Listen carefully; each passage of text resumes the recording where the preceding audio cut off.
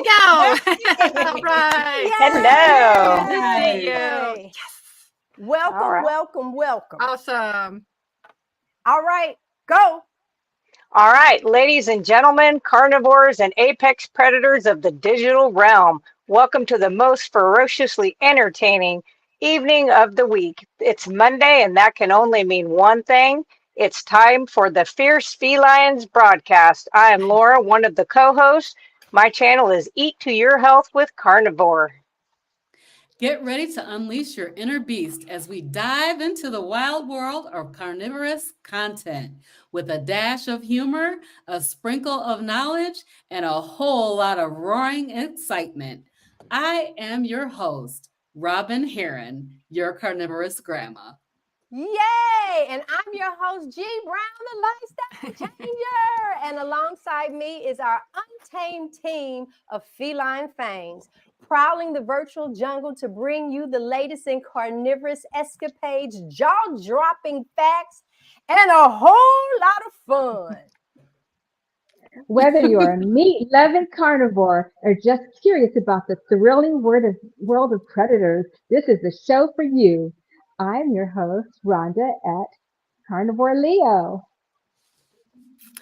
So lock in your coordinates, set your reminders, and sharpen those claws because every Monday at 7 p.m. Eastern Standard Time, the Fierce FeLions are going to whisk you away on a captivating journey into the heart of the wild. Join us for an hour of raw, unfiltered entertainment that's sure to leave you purring with excitement. It's time to pounce on another unforgettable episode of the Fierce FeLions. I am Rebecca with the Carnivore family, here to bring carnivore to the everyday family. Welcome, everybody. I We are know. so glad to Hello. see you here. Oh my gosh, this is our very first episode of the Fierce FeLions, Meaty Mondays with the Fierce FeLions. I'm so Yes. excited to be here with all of my co-hosts. And I wanted to just tell you a little bit about why I'm here with these beautiful ladies. I had it in my heart that I wanted to do a panel discussion with a group of women from all walks of life. The next thing you know, I receive a text from G. Brown saying, hey, I have this idea about doing a panel discussion with a group of women from all walks of life.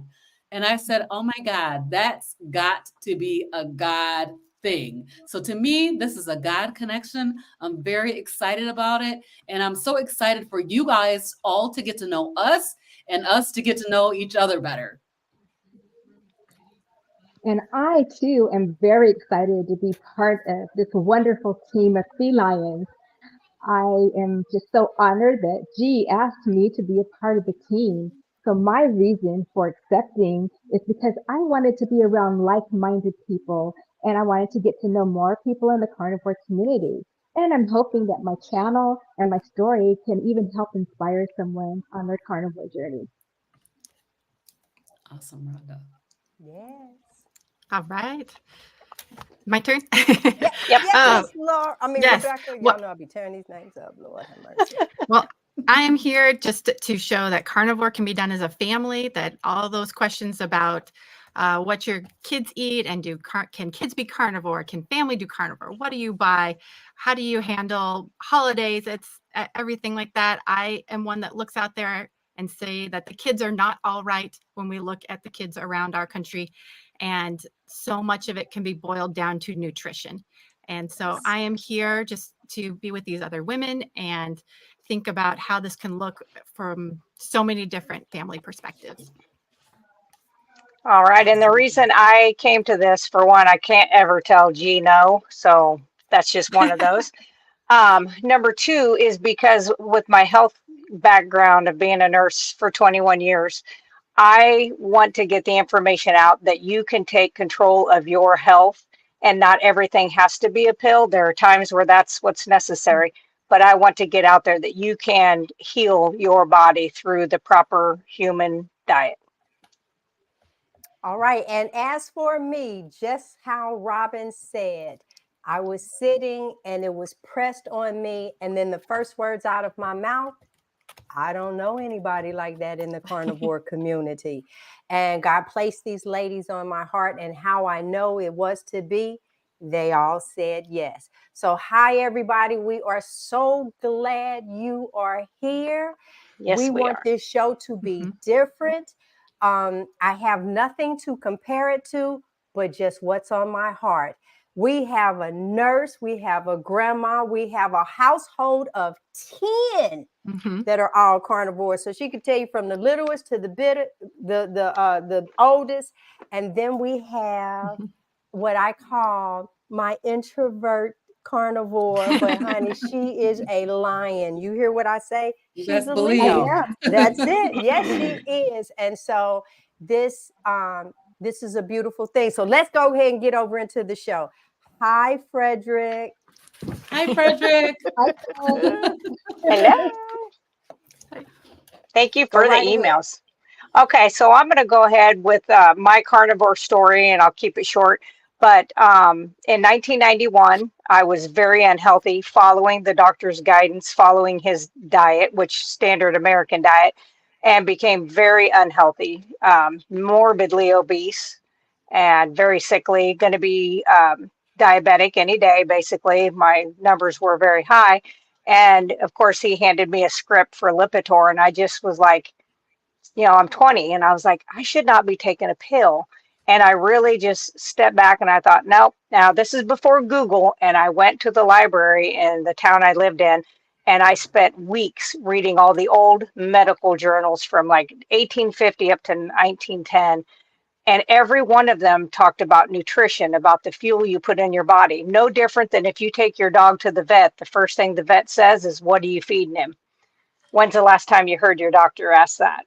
I mean, it's almost never, and food is your fuel. So we are what we eat. And so I just went back to eating the way my grandparents did, which was bacon grease. It was no complex carbs. It was nothing white.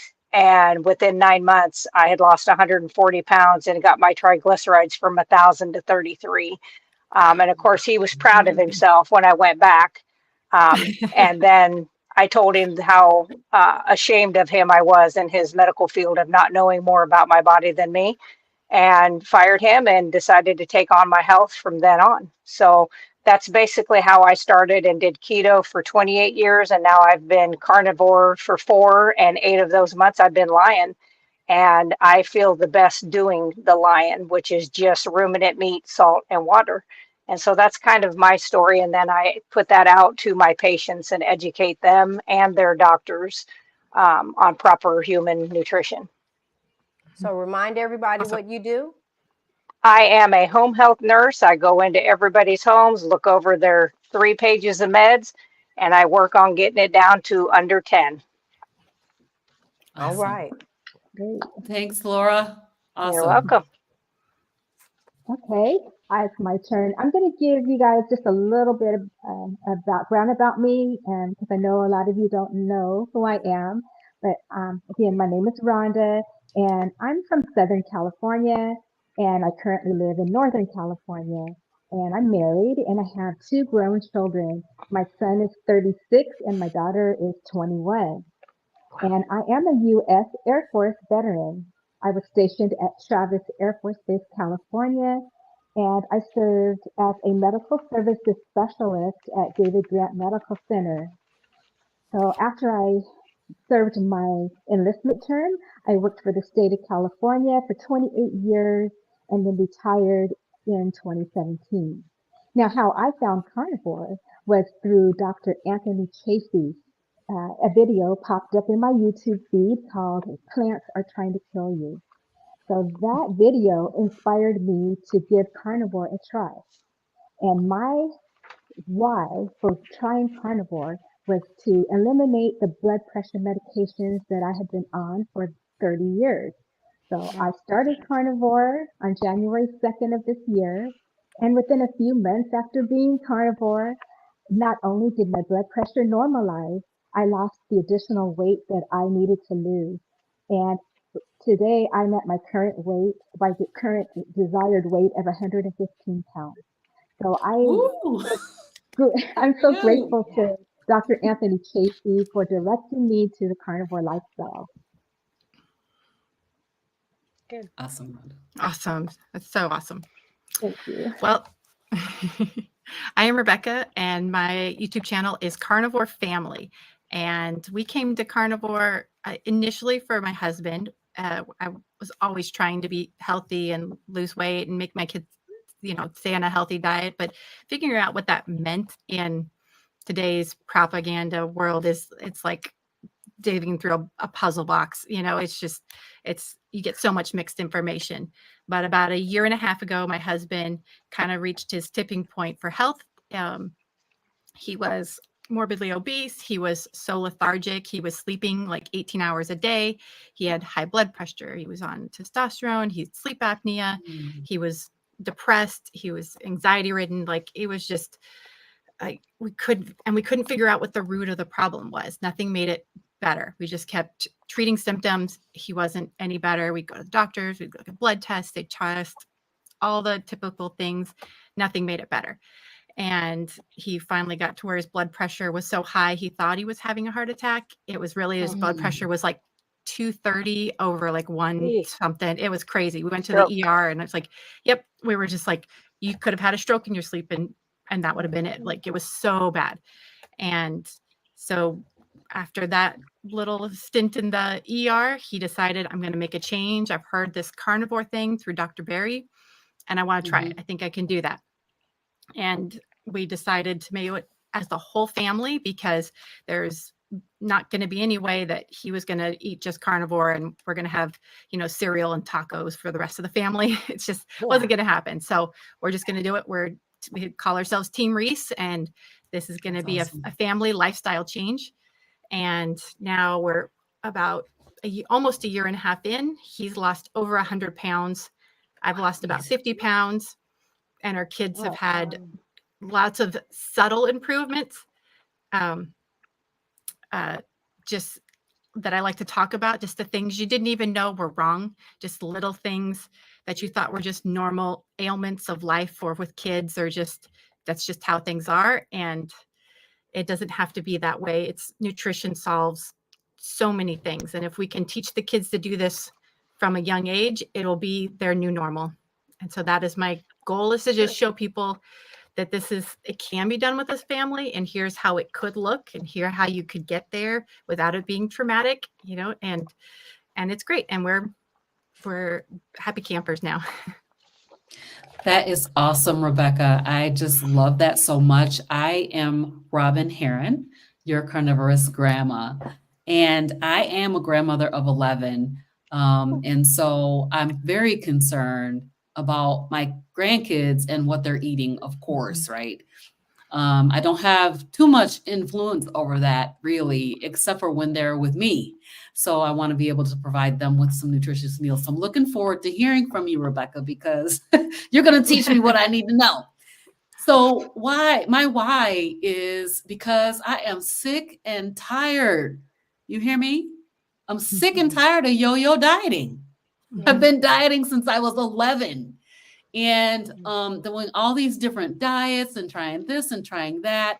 I tried Atkins, I tried keto, and it just was not sustainable for me because I am a carbohydrate addict. So I will eat a carbohydrate today, and 2 years later, I'm going to turn around and have gained all my weight back and be like, oh man, I got to start over again. So I'm sick and tired of yo-yo dieting. And then the other thing is that I had like debilitating anxiety to the point where I thought I'm not going to be able to drive. I stopped driving on the highway, and I had to drive like 70 miles or something to work. And I would drive all that way on the side roads trying to get back home every day. I just stopped driving on the highway. And then after the big C, I literally stopped driving on the highway at all. I would drive all around town and, all cross country trying to get to where I'm going because my anxiety was so high. And so I heard Dr. Berry. I watched him and he went carnivore. I watched him go from keto to carnivore. And I was like, this is amazing. And I just knew I was going to try it. So February 22nd of this year, I did try it, and I'm never going to be yo-yo dieting again. That's right. I know. There's nothing like what we're doing right now. Well, I'm the vegan of the bunch. And the question that I get a lot of times is, okay, when you was vegan, you thought it was right. So why all of a sudden carnivore thought it was right? And my reply is, I ain't started a YouTube channel when I was vegan, was This is so different. My husband, those that are familiar with our channel, December and January, December of 2022 and January of 2023, my husband was going from limping to a cane to my mother's walker. He likes for me to say my mother's walker because he don't want to feel like he actually had a walker, but he was using it. So he went back and forth with that, and my husband was miserable. And for me, all while I was vegan, I was still over 200 pounds. And we will later on in the shows talk about that food trickery, that moderation word. We'll talk about that. But we turned around and we had eliminated everything out of his diet because gout was one. And then, of course, they said red meat and all of these things could cause these flare-ups. Well, he literally ate chicken Caesar salads for 6 weeks. And he was still limping, and he was still all these other things, and he was still on the walker. And it's like, okay, it has to be something else. And we went to a specialist, and they gave him a slew of meds. And then my brother visited and shared with us the carnivore diet. And then when that happened,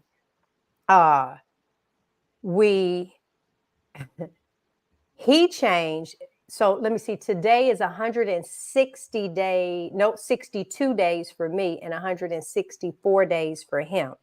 There's a 2-day difference because this is how I was watching him, because I didn't eat meat. And it was like, oh, I'm not getting ready to do that. And the beef stinks and I don't want that. But I was not the vegan, like save the animals. That was not. It has always been for my health, because one of the things that I would say, this car looks real good on the outside, but honey, if you lift that hood, it needs an oil change, it needs a timing belt. It's just, it started needing things under the hood.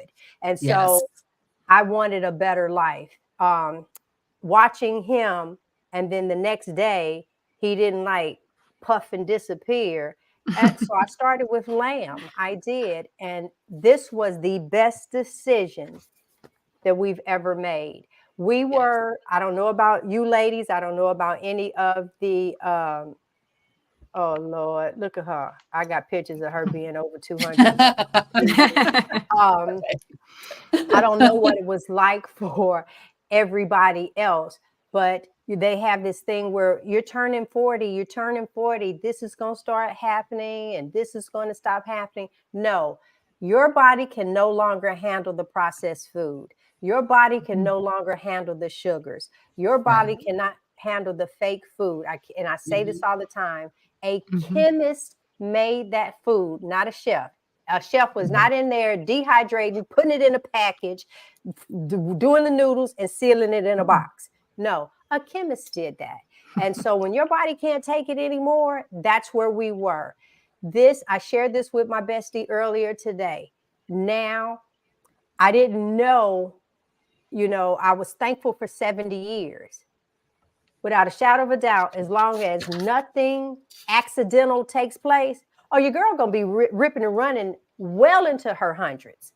Yeah, because I'm going to be 33 on the inside for a long. I'm 33 on the inside. I'm turning 60 next year in July. 60. Which is the new 30. Thank you. Well, new 33 for me, honey. Yes. And that's where I am. I went from vegan to carnivore, and I will never go back. And I say 2 hashtags. Hashtag never be big again, and hashtag road to 60. And I will never be big again. Never, ever. All right. Same here. Oh, thank you, love. I look amazing now. Thank you. Gee, you and That's I the are lady about Meaty the from my and same. church. Rosetta. Hey, Miss Sherry Yes. Lumpkin. All right. Go ahead, Thank you for being Rebecca. here. All right, going into our tips. Is that correct? Yeah, because Yes, I right. know that's you correct. got some great tips for Yeah. strategies and succeeding on this carnivore diet. Yes. Well, I'm going to give a tip that comes up on my channel all the time about being successful with kids, and that is teach your kids how to cook from a very young age. Help them participate, put them up there next to you at the stove, let them flip the meat over, let them stir the ground beef. We have an air fryer, and all of my kids down to age 4 can cook in the air fryer by themselves. And so they Nice. are very independent, and that way, for one, it keeps it so I'm not just cooking all day long, because with 8 kids, I would just be all I would be doing at the standing of the stove and cooking if I had to make every meal. But it makes them very independent, and they get to eat their favorite things all the time, because we know our favorite things. You get on carnivore and you're like, I just want to have this one thing over and over again because it tastes so good. Kids are the same way. And so I have a couple of kids that they eat pork steak every day, day after day, and they don't get tired of it. They love it. When we run out, they're sad, but they cook it in the air fryer exactly the way they want it.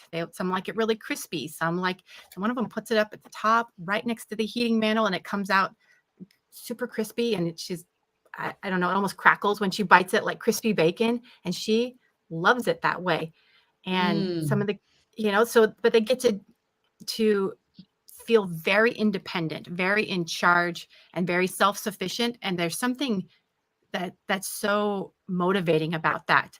It also cuts down on the complaints, because if it's overcooked or they don't like it or it's too salty, they only have themselves to blame. And it's a learning curve, But my 4-year-old, he'll come and get the chicken, like drumsticks, out of the fridge. He'll go over to the air fryer. He puts them on the little pan, puts them in, and he knows which buttons to push. He can't read them, but he knows which ones are his. And we just look over and make sure it doesn't say 50 minutes instead of, 15. I just double check it. Fire alarm. And then, yeah, exactly. And the older ones, they all can use the stove. They learn to cut the meat, and that makes it so that they're always getting the food that they like, and it's the way that they like.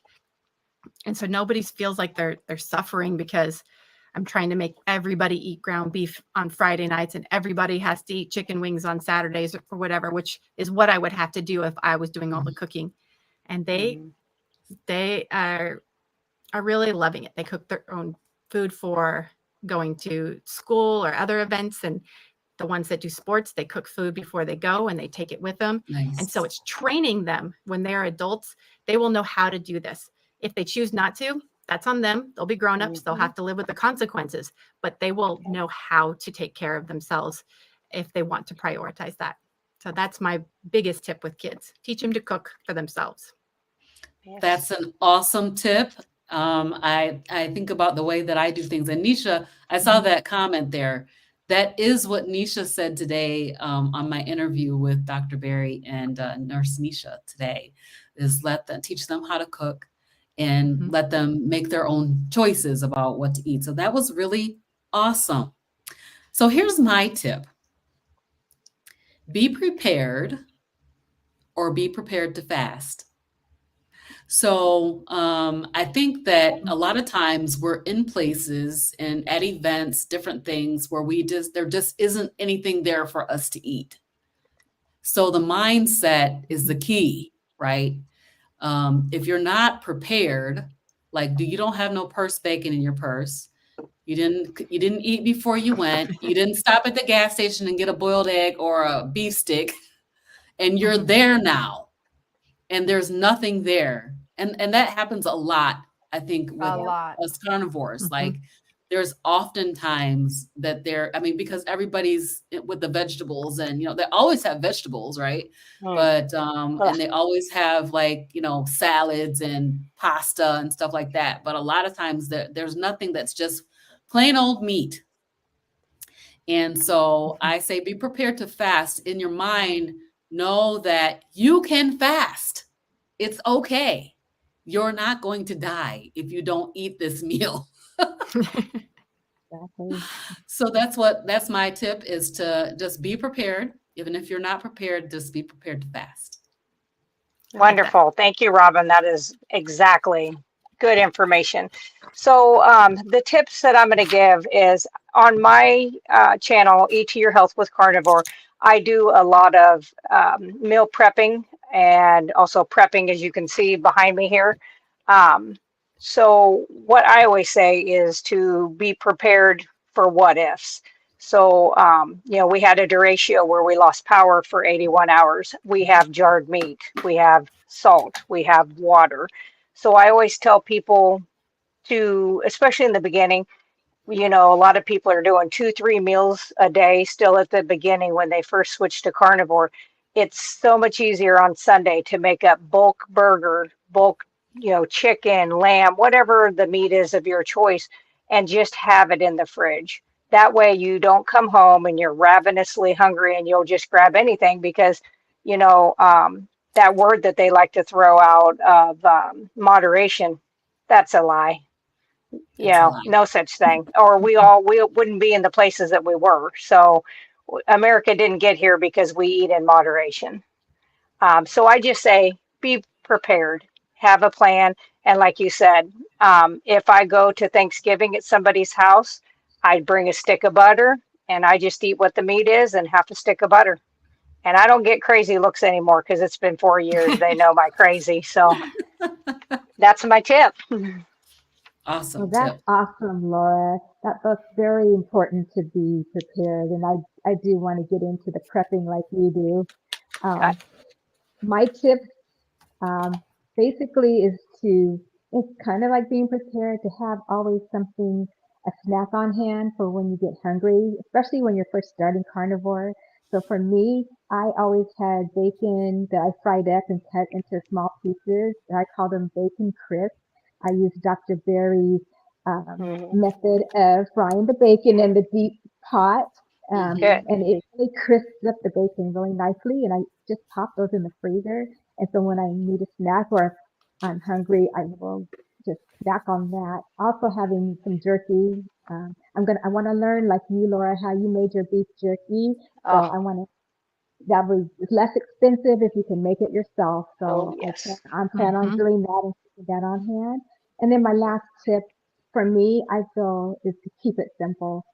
It doesn't have to be Hmm. elaborate. You don't have to have, like Dr. Berry says, panda massage meat.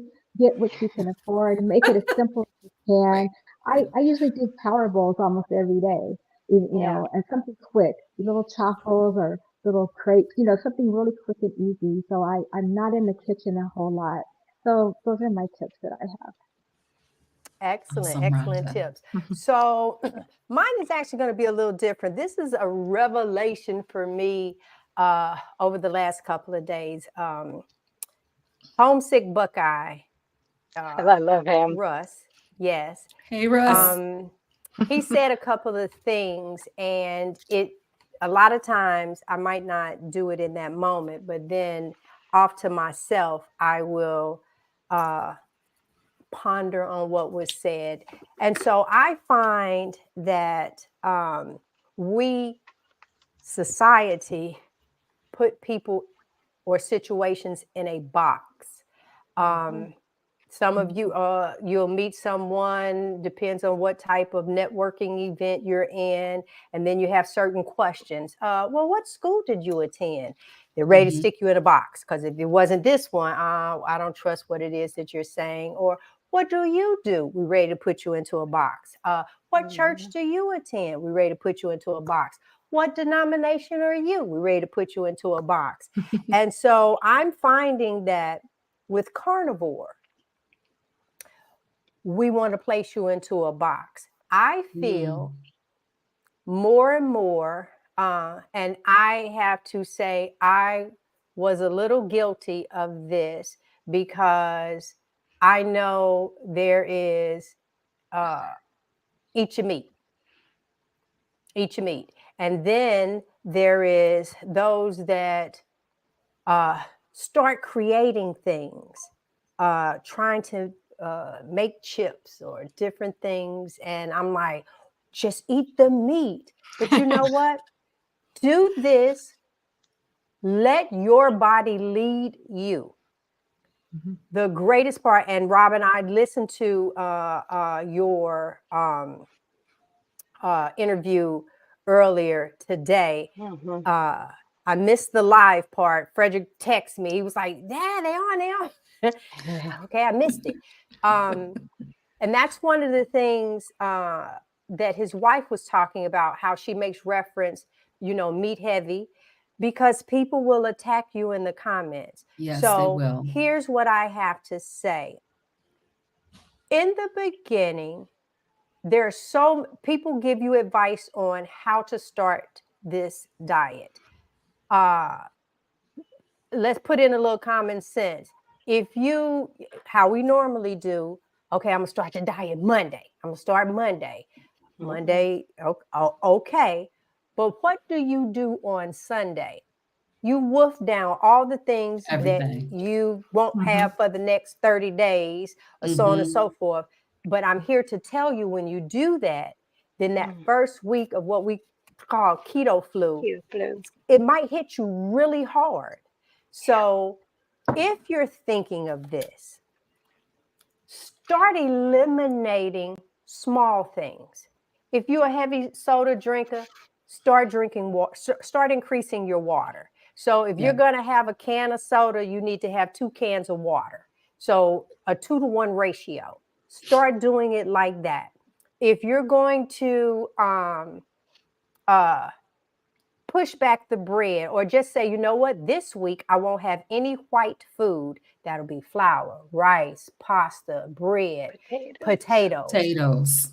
Yeah, knock that out. And then just kind of see, and gradually, one of the things that I loved, I actually interviewed Rebecca and her husband, and one of the questions we wanted to know was, you guys have 10 people on this carnivore diet. I know the kids weren't like, give me meat. How did you do it? And so if you don't mind, Rebecca, I'll give that short answer. But for me, at this moment, it is one of those where I would just say, stop trying to place a person in a box. This is your body. If you find where you start eating back certain things and that old stuff is starting to creep back, then guess what? And don't bring back a whole bunch at one time, because you have to, it's my husband, it's a science project. You can only change one variable in this, or you don't know what caused it. And find what's best for you, that you can live a pain-free, medication-free, fit, high testosterone life. And so real quick, Rebecca, if you don't mind, and then I'll jump on to the myth busting, but tell them how you gradually took your family. Absolutely. So with the kids, we took it in stages. Louie and I, we did it 100% from day one. But the kids, we felt like that was too traumatic, or just too dramatic, I should say. And so we started with, like you said, we cut out all the white, everything that was true, just carbohydrates. So rice, flour, corn tortillas, because we're a big taco family, and bread, cereal, anything like that. We just got rid of immediately. Whatever was around was gone. We let them keep fruits and vegetables, and we let them keep condiments, and all kinds of crazy cheeses and processed meats, which we limit now, but in the beginning. And so the condiments, lots of sugar in them, lots of weird things in them, but we wanted to get meat to be the center of our meal. So they're dipping in ketchup, they're dipping in barbecue sauce, honey mustard, sour cream, whatever, made it so that the meat was filling them up.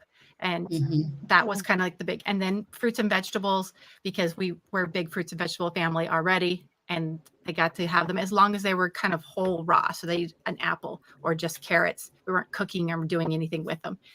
And then as the months went on, we would slowly I would just decrease the amount of fruits and vegetables that I brought home. We'd run out. I just wouldn't replace it very fast. And the same with the condiments. I started slowly, just kind of stopped replacing them and narrowing down what they were used to eating. And then things like the cheeses and the sour cream, we just started trying to encourage it to be more moderate. So it wasn't like trying to find good ratios. Like if you have a hamburger patty, you put 1 slice of cheese on it, not 4, and just to kind of help make meat grow as the center of it. And then eventually all of those things got eliminated little by little, and they missed them less and less. If you talk to them, I did a whole interview. I interviewed all my kids and asked them questions, and they gave all their very honest answers. Oh, that's and I awesome. left it all in there. And there's things that they miss. They miss candy, some of them more than others. They miss sugar, of course. But like my 3-year-old at the time, he's 4 now, but he said he missed carrots. And I was like, it's like and I guess his Sunday school teacher says that he talks about missing apples sometimes too. But like that's his frame of reference is that's what he but it's such a big part of his life. And I told the story on G's show. My 2-year-old at a Christmas party last year, she found a plate of abandoned food that had cookies on it and like little chunks of cheese. And she went over and ate up all the cheese, and she didn't even touch the cookies. And I was like, I don't even think she knows what a cookie is. She had one so long ago, but she didn't even recognize it as a food. She saw cheese as like, oh my goodness, I'm going to go binge on this abandoned cheese. But frosted sugar cookies, she didn't even know what it was. So wonderful. So that's how we did it. As we phased it, and that took us almost a year. We spent doing that process. So it wasn't like everything you love is suddenly gone. Just eat, chicken and hamburger. So that's what I think with kids. And so she did that with the kids, but guess what? We're just big kids. And so I want to encourage you to think about it, take it seriously. But watch this. Kids are watching you. And so the question you have to ask yourself is, do they watch you quit often? Do they, when you are at your wit's end and you're like, okay, the bills, but are you following through with the budget yourself? Or all of a sudden you start posting, I'm going for a walk. And then they see you for about a few days go for a walk. And next thing you know, you're not going for a walk. So they're watching you quit at that as well. So you're going to have to find something that you're going to stick with.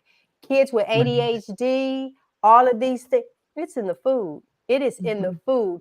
And I hate to sound like a conspiracy theorist, but it's in that food. And it's true. And it's on purpose. And on purpose. Why? Yes. It's okay if you get sick.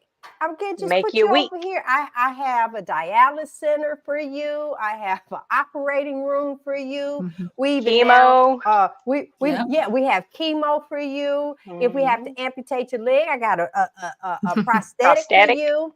Yeah, we've created it is okay, but too many people are making money off of this. I want you to think about what happens if we all did this. We would flip the economy upside down. Just imagine walking in the grocery store and all of that stuff in the center is no longer there. Right.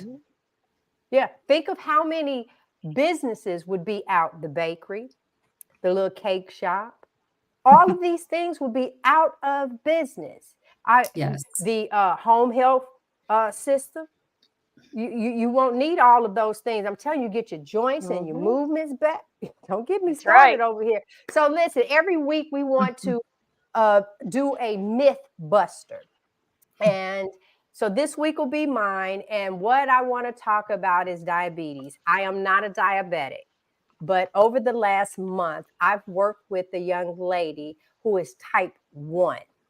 And so the moment that you hear type 1, you know that's insulin all the time.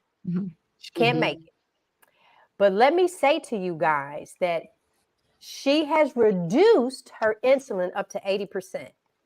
Wow. So you have a glucose monitor. She no longer has to stick herself as many times. She can read it. She's like, gee, my numbers have never been like this. My pressure is down and my insulin level is not wacky. So I want you to know, we do talk a lot about type 2, because this can reverse that. Yeah, blood Yeah, pressure, all this, absolutely. Oh, yeah.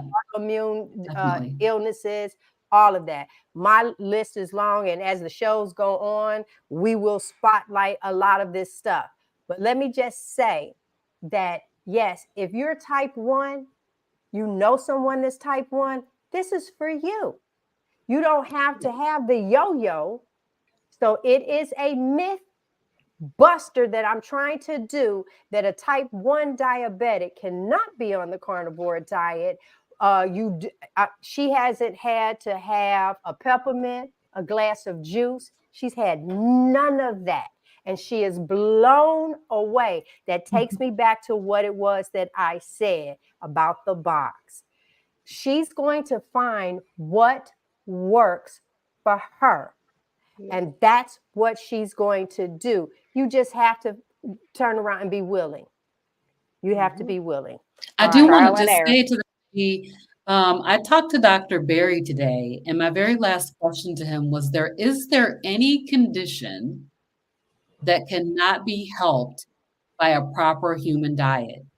And he said, well, if you had your leg amputated or something like that, well, the carnivore diet is not going to help you grow another leg.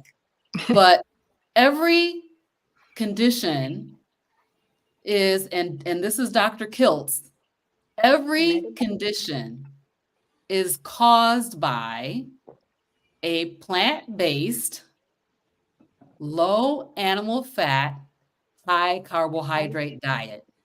So every condition, and that includes type 1 diabetes. Yep. I know. And I'm not a medical professional, but I'm hearing from There them. you go. But we got one on. Look, It's true. we got one. Look, everybody point We got that a way. nurse There over she here. is. So I know we have a Other way. nurse over here.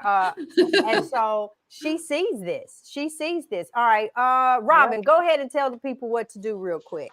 All right, you guys, it's time for Q&A. So if you have any questions for the panel, we're just going to ask you to go ahead and put your questions in the chat. Anything that you want to ask. So you've been hearing a lot of good stuff coming from these ladies, and we want to ask you to go ahead and submit your questions. So I don't think I've seen any questions in the chat yet. G, have you seen anything yet? I think I saw one, and I didn't put it up because we weren't at that section yet. Okay. But I tell you what, instead of me going back, just put some cues in front of it. Yeah, come. It is time. It is time. It is time. It is time. Yeah. So go ahead and put some cues in there. But in the meantime, some future shows we and if you guys have some ideas or anything that you guys meaning the audience, that want to give some suggestions or something like that. But Miss Laura is going to get us ready for the apocalypse. We're going to have everything in our cabinets, because you can can meat. And so if you go You to can her can channel, water. What? girl, don't get, I'm telling y'all. I'm not kidding you. I'm going to do it. I am prepared, but I am going to I'm going to can some water. I'm going to make some ghee, because I can eat a teeny bit of butter, but I'm very lactose intolerant. But if I make my own ghee, which is like a fourth of the cost if you buy ghee, I'm going to also do that. So some other things to have. Okay, I'm gonna pay you. I'm gonna pay you for a private session. You just send me the things, because I need to have you on the thing, so we talking. Because I really liked the ghee. I did. All right, so we have a question here. Can you do a show about holiday cooking? So we're coming up. Is this the first Thanksgiving? Well, it wouldn't be the first Thanksgiving for you two, but I think it'll be our first Thanksgiving, three of us. So tell me some things. Very good. Tell me some things that you. Oh wait, I'm going up. Hold on, I'm seeing cues now.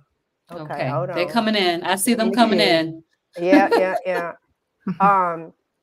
Well, without even doing the cooking show, I was just sharing with someone. I don't know what y'all did at y'all table, but at our table, I had a baked turkey and a fried turkey. I had the ham, I had the chitlins, and then somebody might even bake some chicken or something like that. But those were my main meats. So just make sure you don't get the honey glazed ham.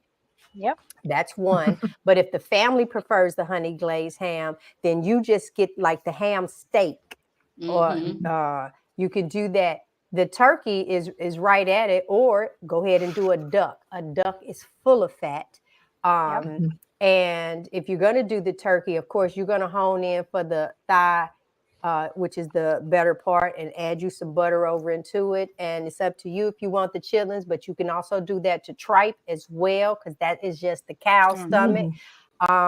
And then you can, really I mean, there you go. And you can take, make you a, your mayo with your eggs and Bacon. devilish you a little egg a little bit. Now, my problem with that is just certain stuff was supposed to have pickle relish in it. I mean, relish in it. So it's like, it just didn't work for me. And I wasn't trying to mimic anything. Yeah. So hopefully that helped in regards to that. Did you do a show? Did you do one? Did you do a video about cooking? Not for Thanksgiving. Not for holidays. Okay. I did. Rebecca did that. Okay, go ahead, Rhonda. But yeah, the meat.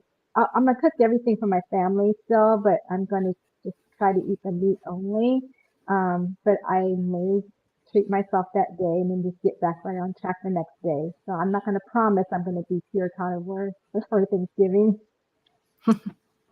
Be real with yourself. I'm sorry. Right? It's a question. Anybody want to answer Mr. Brown's question? And then what's he say? A couple of you could do that, but I have to put up this other comment because this right here is cracking me up. What did he say? How is Frederick gonna tell y'all stop talking from inside the chat? They evidently had to be on the live. Listen, you guys, I did a live yesterday and I was in here and he was watching it in the other room. It was on a delay. So after I would say something, Jay, stop that. You would hear him yell around the corner. So that's like really funny. But Frederick wanted to know, how are your husbands responding to your carnivore lifestyle? A couple of you want to answer that? Yeah, I can tell you. Is for it. Sorry. He's for it. I'll go first. Sorry. Yeah, he's for it. He's not. He doesn't want to do carnivore himself, but he is talking about going ketovore. So I'm excited about that. But yeah, he's very much for it, and he has followed along with me as we learn more about keto and carnivore. So I think he's all in and on board with the benefits that it can achieve. I just don't think he likes vegetables. So so I don't think he wants to go carnivore, but he's considering going ketovore. So that's good. Perfect. That's good. Anybody else? Yeah. My husband, he is not carnivore either, but he will back me pretty much whatever I'm doing because I'm going to do it anyway type thing, you know. And once I get an idea, I just like, that's it. I'm full 100% in. So but he eats very healthy. I mean, he eats with the season. So if it's deer season, he's eating more deer, fish that, ice fish, only the vegetables pretty much out of the garden. So at least they're heirloom. They're not genetically modified like the stuff you get at the store. So it's still better than the standard American diet. But he just knows if I come home, like yesterday, I made the brisket. Well, I'm having brisket. And he's like, well, I'll just go make me this for a side. And I'm like, okay. And that's how we do it. Very good. All right. So all of us will take an opportunity for this because I know a lot of ladies, carnivore is great, but we want to know, give me some numbers or something like that. So I tell you what, let's just start with Laura and just go straight across. And what were they asking for? How long before you ladies saw weight loss or body recomposition? Okay, so with me, I had been keto for 28 years and had lost the 140 pounds and had never gained any of that back. When I went Awesome. carnivore, I didn't have any more weight to lose. I'm at my where I want to be. What I did notice is I lost brain fog immediately, 2, 3 days in. I lost every bit of joint pain, inflammation. I had none. I mean, you could just feel it, even like that visceral fat that you can tell is like between the organs, that was gone. I was able to fast so much easier for longer periods. I could do a 72-hour fast. I'm like, oh, I don't even feel bad, because when I was keto and did it, I was like, oh my gosh, I don't have any energy. I don't have that anymore. So I think I just think clearer. So that was more of the carnivore for me, was just to maintain. I'm 52, and people in my family by this point have had 2, 3, 4 joints replaced. And I have Mhm. zero signs showing any osteoarthritis or inflammation. So that's where mine was. So mine wasn't so much to lose weight, although if I'd have done this back then, I probably would have even lost more. So that was for me. All right. Am I next? Yeah. I think I'm next in the lineup. I have lost about 20 pounds, I guess, since February. I didn't really pay much attention to the weight loss, actually, although I do weigh myself, but I wasn't kind of tracking how much weight have I lost because I really was doing it for other reasons. And also, I know that for me, I didn't think that carnivore would be like a crash diet and I would lose like 50 pounds in a month or something. You know what I mean? So I know that it's going to take time for me to lose weight because my body has healing to do. Yep. So I've lost about 20 pounds, but I feel like I have a lot of fat still on my body, even though I'm relatively small, I guess I would say. And people are starting to notice that I've lost weight. So, but I definitely have more weight to lose. And I'm just going to let my body tell me what the size that it wants to be. It'll Yep, land wherever it lands at. that's right. Rebecca. All right, so I started losing weight immediately, like a large amount the very first month because I was such a carb addict. And so the inflammation started to go away very fast. And I think that it became very noticeable. I'm now at the same weight I was when I got married 17 years ago. But Wow. interestingly enough, my conformation, my body shape is better than it was then. You look back at some of our Mhm. wedding Mm-hmm. photos, and I can see the inflammation in my face, in my neck, in my belly. Yep. I have better shape, more feminine Mhm. shape, and that's really encouraging. And I'm still not to what I think was probably my ideal weight. It's but I feel so much better, and it is like everyone is saying, it is nothing like it was when I was dieting before. I'm not obsessed with Mhm. food. I'm not thinking about food. Probably since I Yep. was 14 years old, every day I'm either thinking about what I should or shouldn't be eating or feeling bad about what I'm eating. And it's always in the Yes. back of my mind. Either I'm going to go eat those cookies, or I shouldn't be eating those cookies. Or what about those Right. Mm-hmm. cookies? Or should I go get Yep. some more cookies? No, I don't want any cookies. Okay, I'm going to have one cookie. No, I'm just going to have them all. Since I had one, I might as well just eat the whole pack.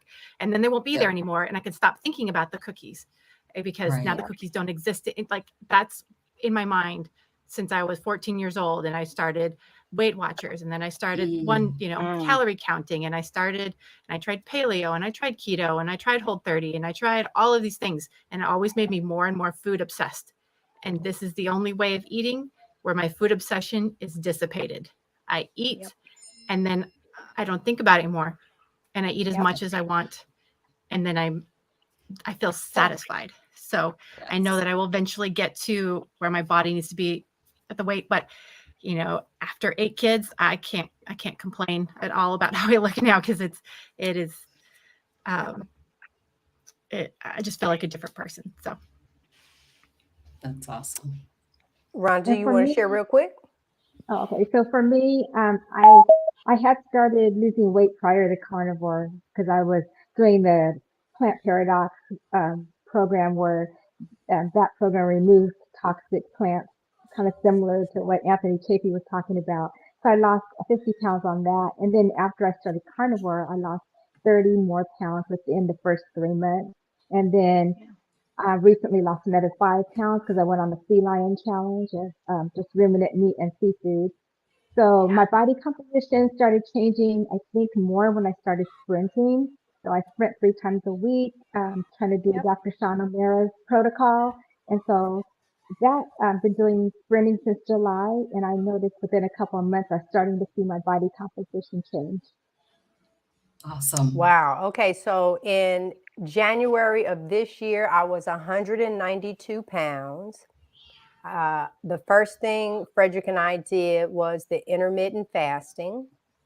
And then we eventually went to chicken Caesar salad for him. I was still doing vegan. The problem was the processed food. So I would take the can of the heart of palms and put some noritake on it, trying to make tuna or trying to make fish sticks and all this, and all of that process. The smallest I've been was 141, and then I went on that last cruise, and we all know what happened on the cruise ship. And so, Yes. I pretty much have stayed under 150. And but I had told my husband, for his birthday in December. Now I was 192 pounds when I had this conversation. Now I was going to get down to 150, and that's a birthday present for him. And so he's all around the house. Well, you already did that. You're underachiever. You've been sitting at that for 2 months now. I said, but I'm gonna be 130 for my birthday when I turn 60 in July. So that's where I am. We had a question here. Are the specific cuts or types of meat that you prefer? And do you have any unique ways of preparing them? So this will be the last question, guys, because I don't want to, we got some other things that we want to cover. So everybody holler out their specific cuts. Any 2 people want to answer that one? I Go will ahead, do a Miss lot Laura. Go ahead. All right. So ribeye is ultimately my favorite thing, but when it comes to special way of preparing, I love to make ribeye fat bites in the air fryer and put those as a side. No matter if I'm doing ribeye or skirt steak, doesn't matter what it is. I always have a side of ribeye fat that I do in the fryer, and oh, they're magnificent. Yeah. Okay. I saw your hand, Rebecca, and then we'll come to you, Rhonda. We take chuck roast because it's one of the most inexpensive fatty cuts of beef that you can get. And it's normally people, simmer it in the oven for like 100 hours to make it tender, but we cut it up into little tiny bites and then we fry it. And we call them steak bites, and they are really transportable and they're very fatty and they're tender enough because they're tiny, so they don't have to chewing. So we eat those we buy so much of it. It's great. Wait a minute, and you cook it in the air fryer? No, mostly we cook it on a cast iron skillet. Okay, how long does it take to cook? Look, how long does it take to cook? 10 or 15 minutes. What? Okay, that's all we need to know. Because they're so little. Right. That's good. And they're tender? Because they're small. They're just little bites. As long as you cut them into small little yummy. like cubes, basically. You're cubing it, basically. Yeah. Okay. Miss Rhonda, you have something special? Well, I like ribeye too, but my new favorite steak is picanha. And my friend Christy from Meaty Wellness got me into that. And I usually sous vide it, and then I sear it on all sides. So, and it's like my new favorite because it's got a nice fat cap on there. Nice. That sounds good. It does. That does. All right. So, well, we've pretty much answered those questions. In the future, guys, just to let you all know, because I love StreamYard. And so a lot of the things that we talk about in regards to Miss Laura over here, she will have the opportunity to do some of that live for you. We have so much planned. There is a secret tapped into each and every one of these ladies. But what we don't want to do is just stay too long and drag it out. Maybe sometimes we might do something really long. One of the things that I wanted to share with you guys is, ta-da, celebrity reflection. So for those that don't know, Frederick and he turned 60 in December. I turned 60 in July, and then we'll be married for 20 years in August. And so we are on this. Look, I'm strolling down. I'm actually reading it. The celebrity reflection ship. It leaves from Fort Lauderdale, traveling to Nassau and Bimini. And my travel agent is Michelle. And this information will eventually, and it might even be in the description of this video. It is our wedding anniversary, 20 years. And it is a Carnivore Cruise that we are inviting everyone to. Yes. Imagine just sitting back and letting the people just cook your steaks. That's it. And bring somebody it to me. cooking for you and bring it to you. Somebody cooking for you, somebody cleaning for you, somebody doing your room for you, somebody just wait. Go get pampered. That's the reason why I love these cruises. You get to be pampered. So if you just want to go, you could do the http://bit.ly Carnivore Cruise. That'll take you right there. So I did want to get that information in. You have until November the 20th for your room deposit, and it is $100 per person with the cabin of having 2 people. So that's $200, and then you can make payments. You got time to make payments, and you got time to get your body how you want it. And let me tell you something. Don't come back mad with me because I don't wear some see-through clothes, because I'm getting myself right. I'm telling you now. Hey, G, when is that deadline? When's that deadline for them? Okay. November 20th is the deadline, but the cruise is not until the August 16th. August. Yeah, August through the 16th. 19th. That is through the 19th. So you get on a Friday, you get off on a Monday. So you only have to take a couple of days off from work, leave the kids behind. But then also, ladies, I was thinking for all of y'all, if y'all could just come get on the ship. You know, I don't know how your husbands might feel, but if they don't want to go, y'all room up together, then doggone it, we go. We just have a good time. All right, so listen, our takeaways. Oh, the takeaways from this show. What is it that I've learned? As D.L. Hughley would say, you're going to learn today. And for as much as I told y'all to write stuff down, and I didn't. So you got that carnivore brain. I know. My takeaway is I am very thankful that God placed this on our hearts and that the ladies said yes, because the content we actually meet and we are trying to bring forth something that is helpful if you're just starting in carnivore. If you need somewhere place to be for encouragement, we're all here for you. We have our individual channels. I'll put those back up. Robin is Carnivorous Grandma. You got Carnivore Leo, Eat to Your Health with Carnivore, the Carnivore Family, and of course, Hanging with the Browns. And I took away that I am thankful that we are here to make a difference. And who's next? Me. Robin. So my takeaway that I'm going to take away and use is let the kids cook. So like I said, 11 grandkids, them kids going to get over here and learn how to use the air fryer and go in the refrigerator and get you a piece of chicken and put it in the air fryer. I'm about to teach them that. So I'll make a video. Very good. That's an excellent takeaway.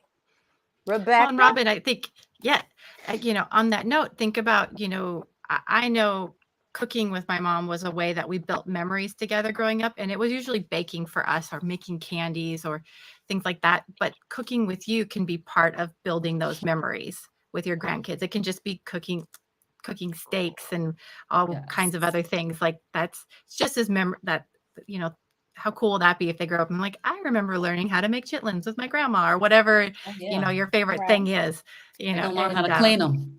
Yeah. Can I throw this in? Because that's something that I did do with my grands, and I made TikToks out of them. Oh, nice. Yeah, I made TikToks and reels. And so it was cool because, of course, they had it on their phone. And then when they went to school and stuff like that, and then now I have one grandson that cooks more than the rest of them.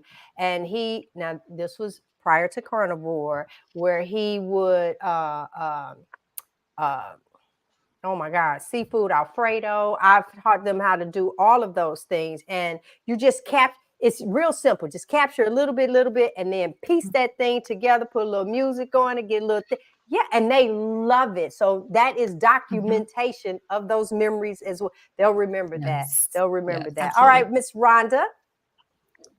Hi, my takeaway is I liked what you said earlier, G, about putting us in boxes, and it's kind of like labeling, and I don't like labeling. So I feel like everyone has to do their N equals 1 experiment.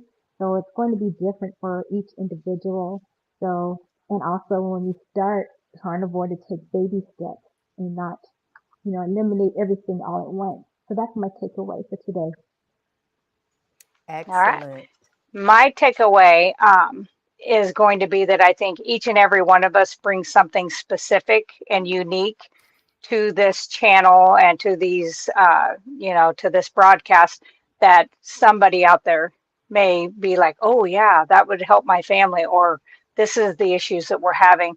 And so I think this will be good for so many people to come in, even if it's not for them, if it's somebody they know that has something going on, that's health related, because, metabolic disease is what causes what we have. So I think that's something I'm taking away, is we all have something kind of unique. Yes. So, yeah. Absolutely. So what I'm going to say now is I encourage anybody, you can always put questions in there in the comments, and we can always, some of us can go through there and look at them later and kind of answer those. But I always want you guys to know that we appreciate you guys coming and watching us. Even if you're quiet and you're in the background and you don't say anything for a while, that's fine. But please like, subscribe, share this out. You can share this to anybody, and then they can kind of look at it, see what they think. So that's what I would like to see people do. Excellent. So guys, like and share us. You will see us every Monday at 7 p.m. All right, you'll see these lovely ladies, and we're in the background, and we are trying to bring you the best. And I really did try to get up questions and stuff like that, so you can see your name up. I have, but y'all took too long to type, so that's what I'm gonna say. I'm gonna cover it and say y'all just took too long. Wait, we got one right here. Excellent tip for chuck roast: to cut it up in a small frying pan. If you have a tough ribeye, I bet not get no tough ribeye. You can cut it up small in chunks as well, them fat pieces and everything. But y'all, my thing right now is getting ready to be a duck. I have a duck in the freezer, and someone sent me a picture, and she told me, she said what she did was she seared it. She did the duck breast, but all of the duck has so much fat on it. She seared it on both sides, and then she popped it in the oven. But she likes her duck medium rare. And that's how I would eat mine. Me too. Oh, shut it up. Yes. I want it to quack. Yes. Not like chicken and just cook. Okay, so help me. So let it be tender. Don't let it be dry. Let it be tender and juicy and delicious. Too much grease for it to be dry. Okay, so all right, I'm gonna hang up, but I really got this question for real. So with the duck, because I'm thinking the texture of like chicken and a turkey, and that does not appeal to me. But if this is more like, I like a medium rare steak. So y'all doing this. Yep, medium rare. For the duck. That's right. Oh, we got something to talk about next week for real. So listen, guys, thank you so much. Thank you guys that tuned in with us. And so I will leave the first show with this. Continue to speak what you seek until you see what you said. Let's say that again, G, for the people in the back. Continue to speak what you are seeking, and you keep speaking it until you see what you said. So I speak that I will see you all back next week with more. I speak that you guys will share this. I speak that you guys will think of us. I speak that you will go to the channels. There's excellent information on everybody's channel. And I speak that I'll see you next week. God bless, guys. God bless. God bless.